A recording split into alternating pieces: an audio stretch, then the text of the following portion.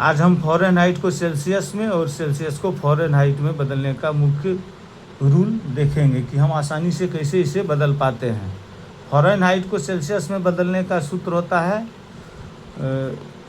Celsius बराबर Fahrenheit minus 32 छोटी कोष्ठ इंटू 5/9। फिर हम इसको एग्जाम्पल दे करके देख लेते हैं। जैसे 45 डिग्री फ़ारेनहाइट है तो सेल्सियस के फार्मूला पर हम लाए हैं फ़ारेनहाइट माइनस 32 छोटी कोष्ठ इंटू 5/9। फिर इसी को सॉल्व करके हम आगे बढ़े हैं तो यह 7.2 डिग्री सेल्सियस हुआ। फिर इसी को हम प्रूव्ड करने के लिए फ़ारेनहाइट में बदल के देख लेते हैं। तो फ़ारेनहाइट का फार्मूला तो होता है फ़ारेनहाइट बराबर सेल्सियस इंटू 9/5 प्लस 32, यानी सेल्सियस गुना 9/5 छोटी कोष्ठ प्लस 32।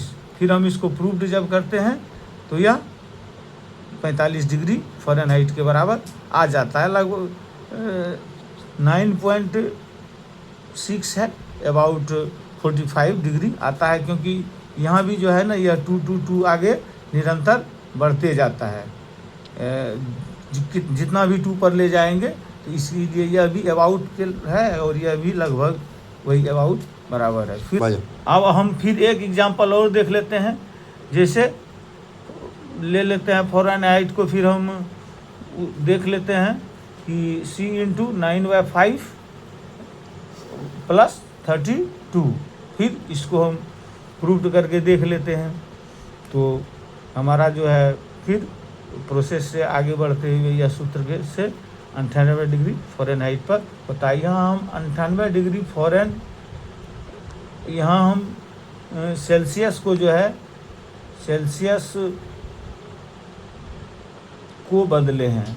सेल्सियस 36.67 डिग्री को बदले हैं तो 98 डिग्री फ़ारेनहाइट हुआ।